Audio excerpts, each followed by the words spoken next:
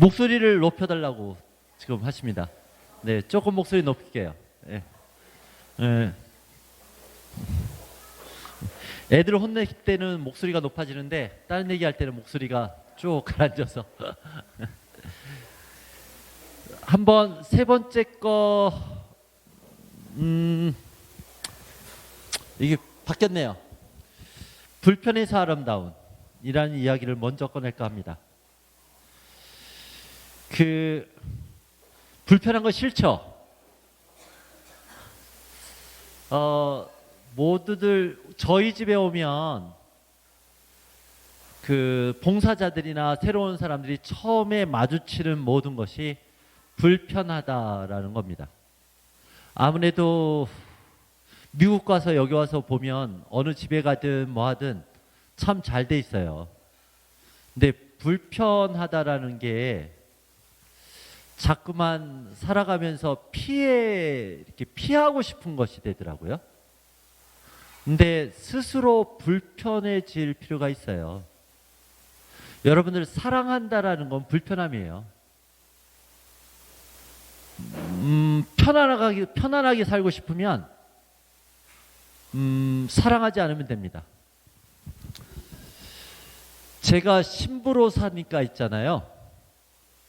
이 정도 이제 신부로서 이제 내년이면 제가 응용축입니다.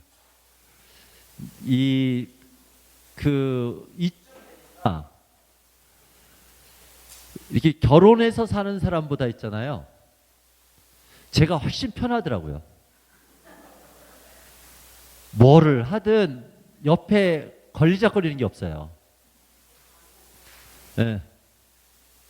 결혼해서 여러분을 편하게 살고 싶으면 혼자 사세요. 했어요? 어쩔 수 없는 거죠, 이제. 여러분들이 불편함을 받아들이고 살아야 돼요. 신앙생활이라는 거 불편함이에요. 왜 주일날 잠을 자든지 놀러 가지 무슨 성당에 와 있어요? 사랑한다라는 것, 신앙을 갖고 있다라는 것, 다 불편한 겁니다. 불편한데 아름다워요. 편한 것으로 아름다워하지 말고요. 불편해서 아름다운 겁니다. 여러분들이 불편함을 선택할 때 아름다워져요. 저희들 아이들 속에서 같이 살아가는 것, 저희들의 모습도 불편함을 받아들이는 일이 전부입니다. 정말. 여기 와가지고서 지금 미국 와가지고서 지금 끼니마다 한국 음식을 먹고 있습니다.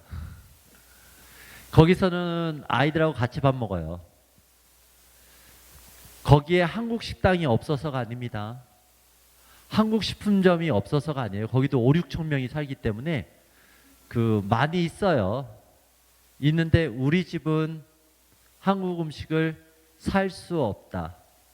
누군가가 가져오는 것은 먹을 수 있다. 손님이나 이렇게 가져오는 거 같이 먹을 수 있는데 우리 돈으로 한국 음식은 사지 않는다. 이게 저희 집 규칙입니다. 그래서 아이들하고 같이 먹고 살지 않으면 가족이 될 수 없다. 그래서 아이들하고 제가 굉장히 소식을 하고 잘 안 먹었어요. 먹는 거에 흥미가 없어서 뭘 먹으면 요만큼 먹고 됐다고 하고 이랬는데 제가 아이들하고 살면서 제가 얼마나 교만했는지 알겠더라고요. 애들하고 그렇게 살다가 가끔 한국 음식을 만나면 2그릇 막 먹습니다. 그런데 한국 음식이 좋죠. 나이가 들어갈수록 더 한국 음식이 좋더라고요. 그래도 아이들 속에서 아이들과 같이 먹고 사는 것, 저희들이 선택한 불편함입니다. 그 불편함 속에서 아름다워져요. 우리 아이들과 만난 불편한 이야기들입니다. 방학 때 아이들이 이제 집이 있는 아이들이 있어요. 어떤 아이들은 법원을 통해서 큰 폭행을 당했거나 이렇게 해서 들어오는 아이들이 있고, 저 시골 산골에서 살다가 공부할 곳이 없어서 우리 집에 와서 사는 아이들도 있습니다. 그 아이들이 집에 가면 방학 때 그 아이들 집에 또 한번 찾아가 봅니다. 차로다가 한 7시간 내려가서, 차에서 내려서 배로 2시간, 내려서 산길 3시간 걸면 그 아이들 집이 있습니다. 성탄 전에 애들 성탄 선물 싸가지고서 한번 방문을 합니다. 방문을 하고 나오면 하루에 못 가고요. 거기 내려와서 하룻밤 자고 그 다음날 이제 떠나야 되는데, 그 읍내까지도, 읍내에서도 그 우기철에는 비가 많이 올 때는 버스가 못 가는데, 그 버스가 한 4시간 걸려서 산길로 가서 갑니다. 산길 4시간을 가서 버스로 올라가는데, 걔네 집에 갔다가 그날 만나고 내려왔습니다. 다음 날 떠나야 합니다. 떠나야 하는데 이 녀석들이 그 산에서 4시간 버스를 타고 내려옵니다. 내려와서 그 읍내에서 하는 거라고는 같이 길가에 앉아서 아이스크림 하나 사가지고서 길가에서 아이스크림 하나 하드 빱니다. 하드 다 빨고 나서 이제 신부님 가야 돼. 올라가. 4시간 차 타고 올라가야 됩니다. 30분 얼굴 보려고 4시간 내려와서 4시간 타고 올라갑니다. 저라면 못하겠어요. 여러분들 아무리 누가 와도 샌디에고, LA에서 샌디에고 제가 내려와 봤는데 한 2시간? 근데 LA에 누가 아는 사람이 왔는데 그 사람 30분 만나자고 2시간, 이것도 잘 닦인 도로를 왔다가 가느냐 쉽지 않죠? 산길 4시간, 8시간을 한 사람을 잠깐 30분 보자고 내려올 수 있는 이 아이들. 불편함이 아무렇지도 않은 아이들. 사랑할 수 있는 아이예요. 사랑하려면 확실히 불편함을 이길 수 있어야만 사랑합니다. 마음으로 하는 게 아니더라고요, 사랑은. 마음은 아무한테나 할 수 있는 건데, 자기 몸이 불편함을 이길 수 있는 몸이 돼 있어야만 사랑할 수 있어요. 그게 만들어지지 않으면 사랑 못합니다. 찔끔거리고 물러서죠. 제가 천사의 집에 살면서 가장 불편한 시기가, 지금은 50대서부터는 이제 절대 안 하는 일인데, 40대 말까지 갓난아기가 들어오면 제 방에서 아이들을 키웠어요. 갓난아기가 8개월까지는 아이들 집에 들어가서 살기가 좀 힘들어서 따로 키웁니다. 그런데 우리 집에 여자 봉사자들도 있거든요. 와서 뭐 몇 년씩 같이 살고 있는 여자 봉사들이 있습니다. 근데 처음에 갓난아기가 들어오면 여자 젊은 청년들은 한번 키워보고 싶어 해요. 그래서 아이가 들어왔다, 누구 방에서 키울래? 하면 저요 라고 합니다. 그러면 그 아이에 비켜요. 근데 딱 한 번 키워보고 나서부터는 다시는 안 합니다. 한 번 키워보고 나면. 여자 봉사자들하고 저하고 회의를 하는데, 쌍둥이 둘이 들어오고 8개월짜리 화상을 입어서 8개월짜리하고 셋이 들어옵니다. 애들 셋 들어온다. 갓난아기는 막 태어나서 쌍둥이인데 1.2kg에 나왔으니까 아주 작게 나와서 좀 힘든 상태입니다. 그런데 병원에서 한 달 있다가 법원에서 우리 집에 보내는 케이스예요. 근데 들어온다. 누구 방에서 키울래? 조용합니다. 그냥 가만히 있습니다. 제가 성질이 엄청나게 지랄 맞아서요. 그게 너무 얄미워요. 이거 안 하겠다고 침묵하고 있는 그 상황이. 그래서 그럴 때는 승질을 확 부립니다. 그러려면 다 그만둬. 때려쳐. 내 방에 갖다 놔. 그렇게 하고 화를 내고 차를 몰고 나갔다 왔습니다. 30분 있다 왔는데 내 방에 세팅이 쫙 돼 있습니다. 야, 정말 너무한다. 이게 제 40대 말의 마지막 아기 키우기였습니다. 그런데 이 권위가 있잖아요. 신부가 한마디 했는데 또 이건 아니다 할 수는 없고, 그래서 애들하고 같이 방에서 키웁니다. 근데 이게 애기는 젊어서 키우는 거예요.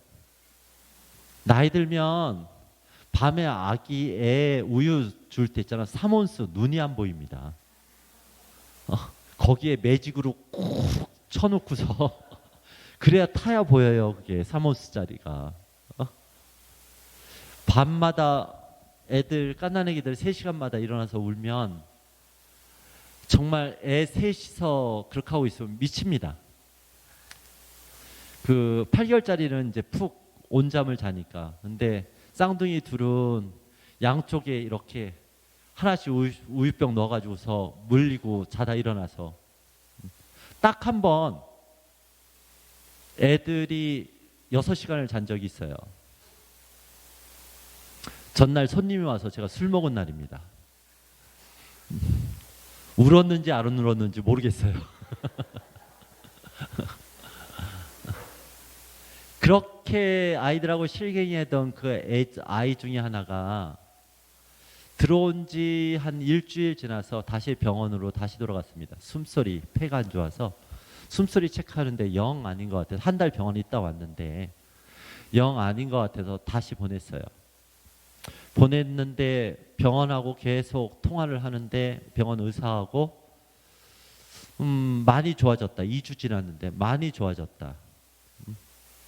근데 애가 하나 그 깎는 애기 둘 데리고 있다가요. 하나만 빠져도 살 것 같아요. 근데 한 2주 지났다 그래도 3주쯤에 데려가도 된다고. 그래서 다시 아이를 데려올 준비를 하는데 그 다음날 전화 왔어요. 아이가 죽었다고. 너무 미숙아로 나와서 항체가 없다고. 그래서 이게 널뛴다고. 뭐 과테말라 수준의 병원이라는 게 또 그것도 한계겠죠. 그래서 그 아이가 그렇게 떠나고 나서 그렇게 미안하더라고요.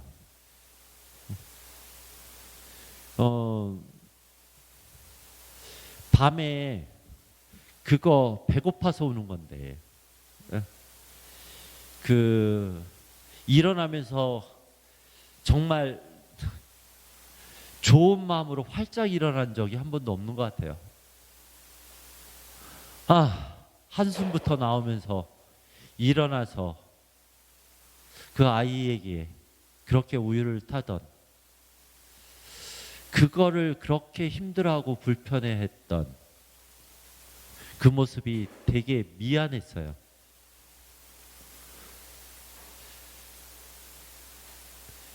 아름다우려면 정말 불편함을 이길 힘이 있어야 하는데, 불편함에 내 몸이 먼저 불편하면 그걸 자꾸 잃어버리더라고요.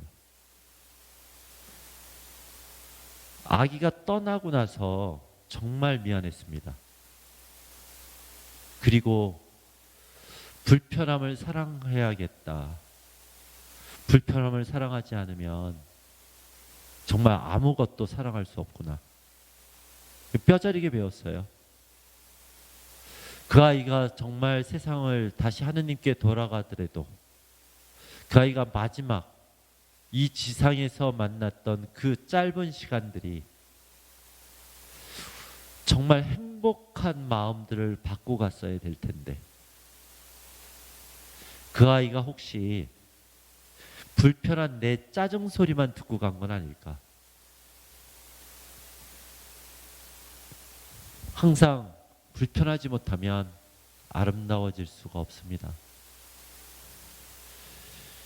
올해도 또 한 아이가, 그 갓난아이가 세상을 떠났어요.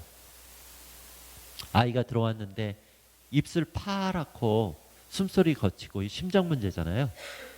심장에 구멍, 천공 뚫리면. 그런데 아이가 태어나면 이게 가끔 아이들, 이제 천공이 있는 아이들이 조금 크면서 다시 아물어드는 케이스가 있다고 하더라고요.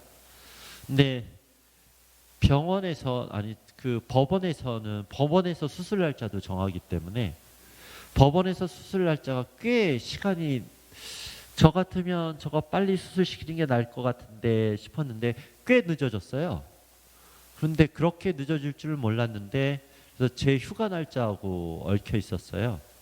그래서 제가 한국으로 휴가 가는데, 한국에 휴가를 가고 나서 일주일 뒤에 아이가 수술실에 들어갔는데 결국 수술실에서 깨나지 못했어요.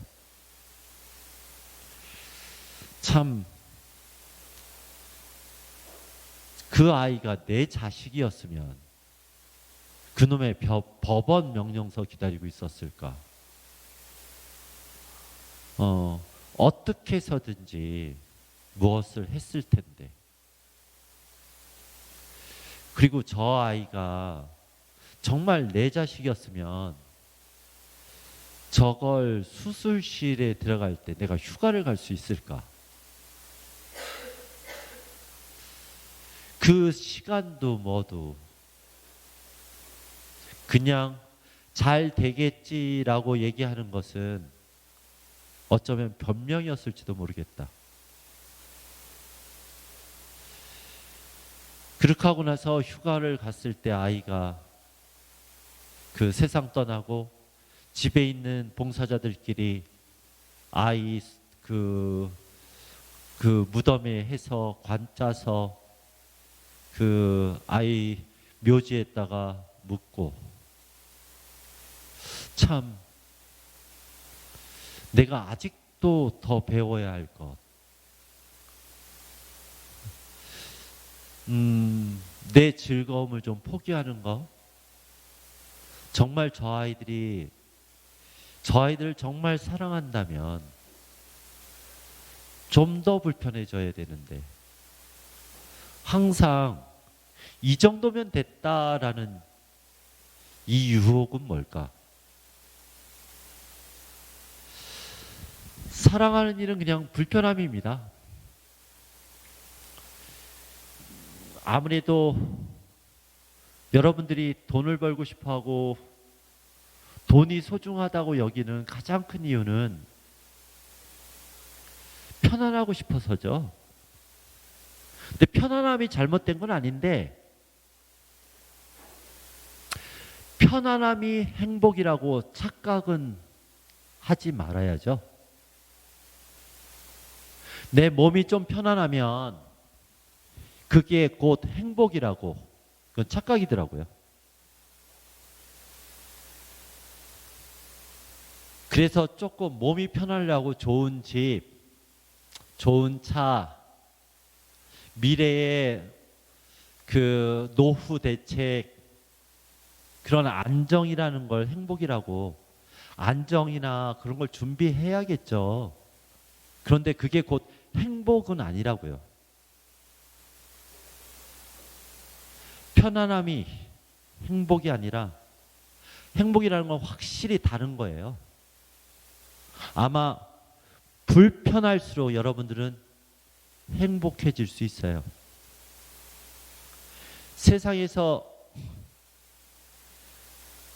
여러분들을 제일 불편하게 하는 사람들이 누구일까요? 여러분들을 되게 불편하게 하는 사람들이 누구예요? 여자분들은 남편. 왜요? 왜 남편이 불편해요? 한 가지더라고요. 이놈의 남편은 다 해줘야 돼. 아침에 일어나서 저녁 잘 때까지 다 해줘야 돼요. 남편들한테 물어보면요, 세상에서 누가 제일 편하냐고 하면 아내래요. 아내가 세상에서 제일 편하대요. 왜요? 다 해주니까. 그런 거예요. 그런데 아주 재미난 것이 자식이란 존재입니다. 세상에서 날 제일 불편하게 하는 존재인데 제일 날 행복하게 하는 존재예요. 사랑하기 때문이죠. 사랑하면 불편해도 행복해요.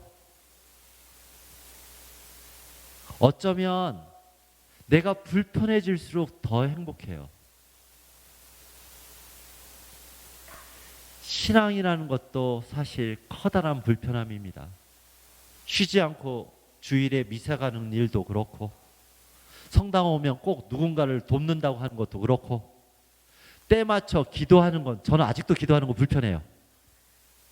때 맞춰서 계속 뭘 기도하러, 저녁 때 성취조배하러 또 가서 항상 들어가면서 아직도 망설이는 게 있습니다. 오늘 하루 빠진다고 뭐 불편한 일이에요. 그래서 하느님 때문에 자기를 넘어서는 일, 자기를 버리는 그 신앙이 여러분들을 행복하게 해야 되는데, 어느 순간부터 편안함을 찾으면서 불편함이 사라지는 순간부터 신앙도 사랑함도 깊은 행복도 사라지는 것. 삶이 좀 더 불편해야 하고 불편함이 익숙해야 하는데 이놈의 몸은 항상 편하자고 유혹합니다. 사랑하는 일, 불편할수록 아름답습니다. 그리고 아직도 저도 나이가 들어가는데 아직도 익숙하지 않은 것이 불편함이고요. 여전히 더 불편한 일을 배우고 있는 중입니다. 구유 봅시다. 다시. 우리가 성탄을 준비하는 피정이니까 구유를 마구간을 돌아보십시오. 굉장히 불편한 자리예요. 거기에 전구 달고 뭐 이쁘게 꾸며놓고 앞에 꽃 꽂아놓고 이렇게 해서 살짝 사기치는 겁니다. 그냥 마구간이에요. 그냥 불편한 자리예요. 비싼 호텔이 아닌 냄새나고 어수선한 마구간에 소박한 사람들이 모여 있습니다. 가관이었을 겁니다. 긴 여행에 지친 마리아와 요셉, 그리고 찾아온 땀 냄새 진동하는 목동들. 아기 키워보니까 새로 태어난 아기한테 가려면 꼭 손을 씻어야 됩니다. 그럴 수 있는 사람들이 아니에요. 지금 모여있는 사람들이. 저는 마구간을 보면서 처음 눈에 띄는 것이 저기에 수도 있나? 물 있나? 저는 우리 집이 2년 동안 물이 안 나왔어요. 그래서 물차 2대를 가지고서 하루에 아침 30분, 저녁 30분 틀어줍니다. 가는 곳마다 똥 냄새 진동하고요. 우리들은, 여기 한국 사람들은 3일에 한 번 집 물을 아껴야 돼서 밖에 나가서 어디 아는 집 가서 3일에 한 번씩 씻고 들어오고요. 정말 전쟁터더라고요. 이 마구간에 물이 안 보여요. 물이. 굉장히 불편한 자리입니다. 불편하고 불결한 자리가 맞아요. 성탄의 마구간은 확실하게 불편한 자리입니다. 목욕시설도 화장실도 안 보입니다. 그런데 그래도 아름답습니다. 아니, 어쩌면 그래서 아름답습니다. 마곡간은 신앙과, 우리들의 신앙과 예수살이의 출발 지점입니다. 우리가 예수님을 따라 사는 사람이라면 우리의 신앙은 예수님이 세상에 온 그 자리가 출발점이잖아요. 우리의 신앙의 출발점은 마곡간이어야 하고 우리의 신앙의 출발점은 불편함이어야 한다는 겁니다. 이 불편함이 없이 우리가 예수를 만나는 건 정말 힘들어요.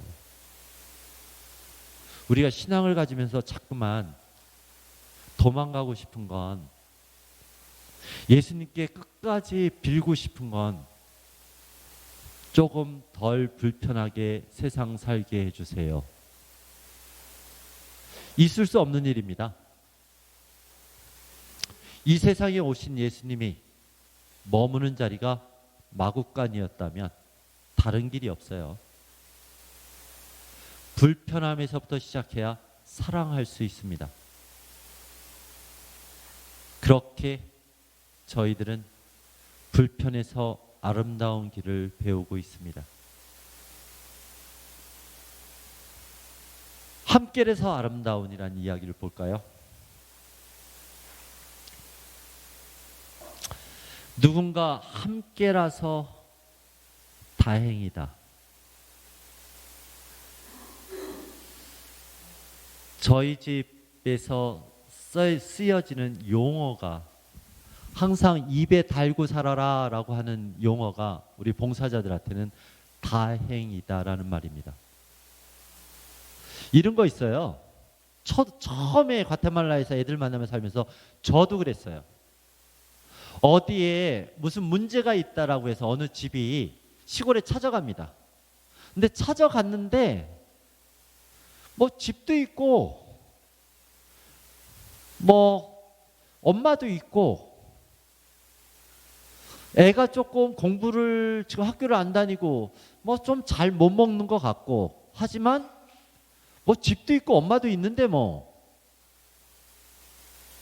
뭔가 큰 도움이 필요하다고 해서 거기까지 갔는데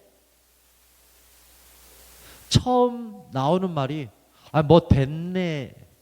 이 정도면 뭐, 이렇게 제가 말을 하고 있더라고요.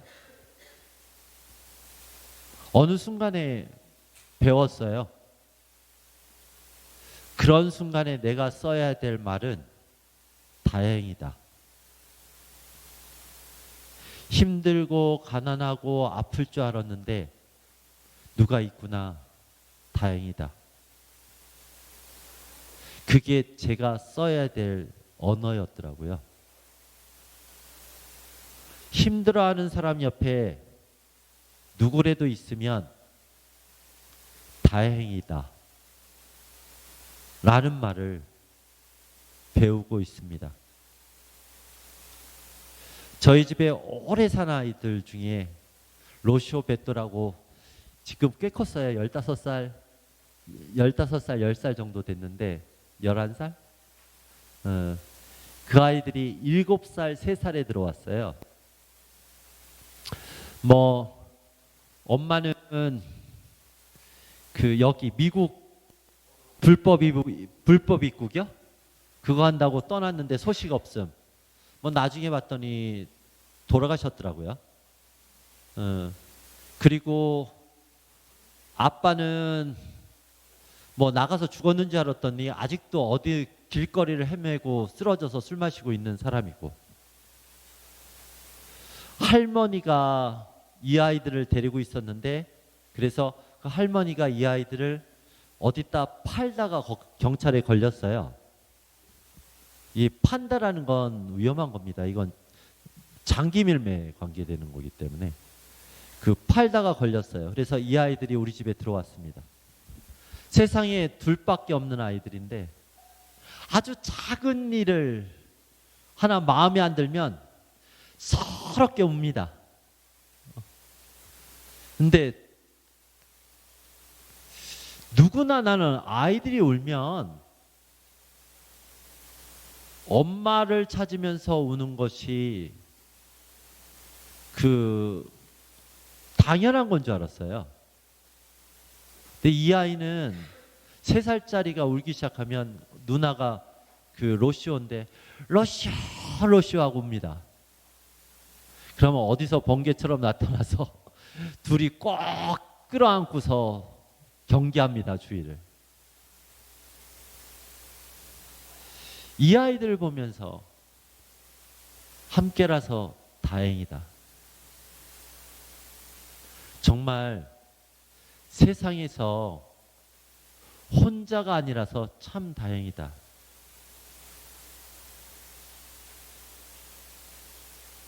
함께라서 그래도 아름다운 거구나. 예전에 살던 형제들 중에 부모가 있는데 부모가 다 마약하고 알코올하고 폐인처럼 누워 있는데 14살짜리가 제일 큰 누나가 살림을 맡고 12살짜리가 나가서 일을 해서 이렇게 조금 날려주고 일을 해서 돈을 갖고 오면 그걸로 14살짜리가 살림을 하고 그 밑에 11살짜리가 자폐예요. 걔를 돌보고 그 밑에 1살짜리 아기를 키워요. 11살짜리 자폐가 똥오줌 다 싸고 누워있는데 14살짜리가 그걸 다 치우고 살아요. 우리 집 와가지고서도 네가 하지 말라고, 보모가 있다고 해도 그걸 다 치우고 살아요. 자기 동생이라서.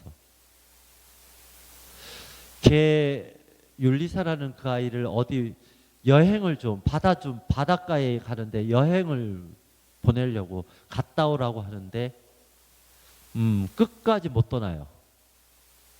자기 11살짜리 동생 누가 돌보냐고. 함께라서 정말 다행이다. 이 험한 세상에 우리는 모두 어쩌면 이 세상에 내던져진 존재들인데 이 세상에 와서 누가 비바람 없이 살 수 있을까? 누가 이 험난한 바람을 피해서 살 수 있을까? 그런데 함께라서 참 다행이다. 우리 아이들 세상에서 버려지고 세상에서 아픔을 입었다 해도 그 안에 들어가 보니까 혼자가 아니더라고요. 적어도 어떤 고통 속에 놓여 있어도 하느님이 그 사람을 혼자 두지는 않으셨구나. 누가 있구나. 함께라서 참 다행이다. 성서 안에서 함께하는 아름다운 장면 떠올릴 수 있어요? 함께라서 아름다운 장면. 중풍병자 고치는 예수님의 치유 장면 있죠. 지붕 뜯고 못 움직이는 저기들을 친구들과 가족 친지겠죠. 들고 거기서 예수님 앞에 내리는 장면. 그들은 아마 가족이거나 친구였겠죠. 집에 환자가 있으면 환자 혼자 아픈 게 아닙니다. 가족들이 다 아파요, 같이. 함께이기 때문에. 그 고통이, 그 환자의 고통이 자신들의 일부였을 겁니다. 이 풍경에서 예수님이 병자를 고치시는 장면은 아름답습니다. 그런데 예수님이 설령 고쳐주지 않으셨다 해도 아름답다고요. 예수님이 이 장면에서 설령 기적을 행하지 않으셨다 해도 그 중풍병자를 끌어내리는 그 주변의 사람들을 보면 참 다행이다. 그래도 살아가지 않을까? 그래도 견뎌내지 않을까? 여러분들에게 그렇게 함께 할 수 있는 사람들이 있는지 모르겠습니다. 저희 집에서 아이들 자살 소동이 일어난 적이 있어요. 사춘기 정도 되면 한 번쯤 죽고 싶다는 생각 할 때 있죠. 그 승질 더러운 놈이 하나 똑똑하고 열정도 있고 그러는데 하여튼 승질머리 대단한 놈 하나가 원장 선생님한테 혼을 났는데 억울한 거예요. 지는 억울해서 정말 죽겠다고 방에 문을 들고 들어갔는데 집에 아무리 둘러봐도 먹고 죽을 만한 게 별로 없어요. 그러니까 여러분들 세탁기 쓰는 세탁비누 있죠. 가루비누. 그걸 먹고 죽겠다고 그걸 들이켰는데 한번 집에 심심하면 물 타서 들여보셔요. 뭐 하실 수 있나. 느끼해서 안 넘어가요. 거의 여기서 쏟아요. 근데 이놈의 자식이 사실 안 삼킨 거더라고요. 그래 여기다 다 쏟아놓고 죽은 척을 한 거지 이렇게 방에서. 근데 문을 따고 들어갔는데 애가 그렇게 하고 있으니까 환장하죠. 그래서 둘쳐 업고 앰뷸런스 불러가지고서 읍내까지 앰뷸런스가 나가야 되니까 거기까지 가서 앰뷸런스 태워서 병원에 가려고 하는데 집에서 전화가 한 통 더 왔어요. 한 아이가 그 약 먹고 자살한다고 했다가 그걸 업고 나가는 걸 보고 그 옆에서 그걸 바라보던 사춘기 소녀는 저거 멋있다, 낭만적이다. 바로 걔 싣고 나가서 앰뷸런스 태우고 있는데 전화가 왔어요. 하나 또 먹었다고. 그래서 그놈 둘 데리고 나서 그 병원을 갔는데 병원에서 다 찍잖아요. 둘 눈 뒤집혀 놔가지고서 눈도 안 뜨고 힘 쭉 빠져가지고서 헬렐레 하고 있었는데 가서 병원에서 딱 찍으니까 속에 아무것도 없대요. 애들 왜 이러냐고 그러면 왜 안 일어나냐고 그러니까 의사가 빨리 일어나 이놈들아. 일어나서 택시 타고 집에 왔습니다. 그냥 넘어갈 수 없는 상황이죠. 왜냐하면 이게 버릇이 되면 집안 분위기에 이런 일이 나면 정말 큰 사고가 날 것 같죠. 그래서 얘네들 다 우리 집에서 나가! 선언을 했습니다. 니네 우리 집에 못 살아. 다 쫓겨날 줄 알아. 그랬는데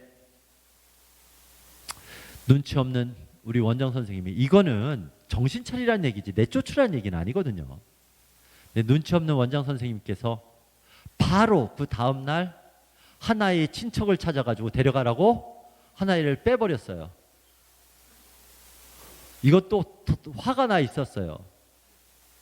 근데 그 다음 다른 아이는 어떻게 얘를 정말 정신 차리게 해서 잡아놔야 하는데 이걸 어떻게 하지? 내가 한 말은 있고 애들 분위기도 있고. 근데 다른 애가 하나 왔더라고요. 걔 친구가. 아주 간단하게. 나한테 내 인생에서 제일 소중한 친구야. 얘가 떠나면 나도 나갈 거야. 잘 됐다. 걔 불러서 너는 얘가 살린 줄 알아. 한 놈은 떠나고 한 놈은 남았어요. 같이 같은 무게를 짊어질 수 있는 친구가 있느냐 없느냐의 차이였더라고요. 누군가 그렇게 자기의 모든 걸 같이 짊어질 친구 하나 있으면 어디서든지 살아남겠더라고요.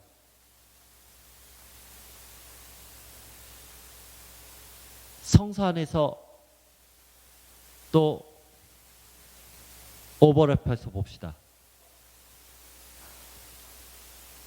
성소 안에서 친구를 위해서 예수님께 간청하는 모습 생각나세요?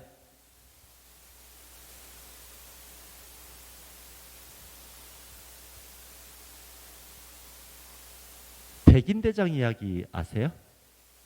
백인대장이 먼 길을 와서, 아주 먼 길이라고 나와요. 자기 종이 앓고 있다라고 예수님께 사정합니다. 여기서 종은 종이 아니죠. 여러분들은 여러분들 집에서 쓰는 어떤 일하는 메이드가 아프다고 여기서 한국까지 쫓아가서 용한 의사 찾아다니겠어요? 이 종은 그냥 종이 아닙니다. 이 백인대장에게는 이 종은 가족 같고 친구입니다. 그래야 이 먼 길을 갈 수 있는 거예요. 그냥 자기가 데리고 있는 직원 하나 때문에 이 먼 길을 가서 자기 자존심을 굽혀서 누군가에게 애걸복걸 사정할 수 있는가? 불가능합니다. 그만한 가치를 가진 친구였다는 거죠.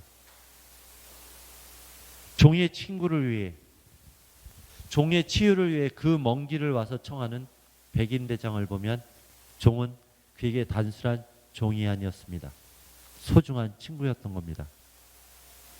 그런 백인대장에게 예수님은 하늘나라에 자리하게 될 것이라는 말을 합니다.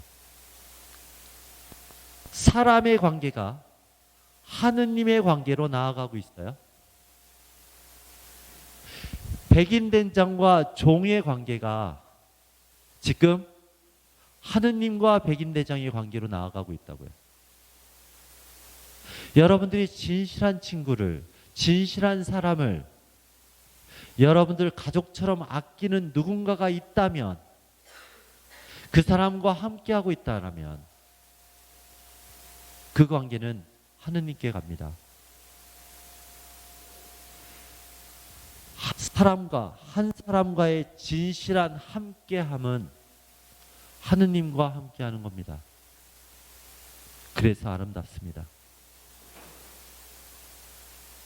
우리가 누군가와 함께한다라는 것, 그것도 힘없는 누군가와 함께한다라는 것, 나보다 낫고 나보다 높고 나보다 잘난 사람들과 함께하는 거 쉬워요. 저절로 몸이 움직입니다. 그런 사람과 함께 있고 싶어서. 힘겨운 사람, 쓰러진 사람, 허덕이는 사람들과 함께 한다라는 그 진실한 관계. 백인대장은 아픈 종과 함께하고 있는 겁니다. 그 아픈 종과 친구가 되어 있어요. 그 관계는 하느님께 나아갑니다. 마구간 안에서 우리는 함께 모여있는 사람들을 봅니다. 예수님 혼자 덩그랗게 있지 않죠. 마구간을 돌려보면 사람들이 모여 있습니다. 거기 모여 있는 사람 중에 잘난 사람 하나 찾아보십시오. 없어요. 특별히 그 마구간에 찾아온 목동들을 보십시오. 그 목동들은 뭘 가져온 걸까요?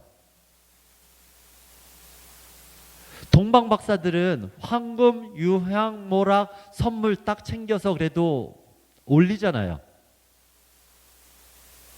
여러분들 아기 태어난 집에 빈손으로 안 가잖아요. 이 성탄의 마구간 속에 한 자리를 차지하고 있는 목동들이 있습니다. 이 목동들은 무엇을 가져온 걸까요? 목동들이 예수님께 선물한 건 뭘까요? 기쁨, 함께함. 함께 기뻐함.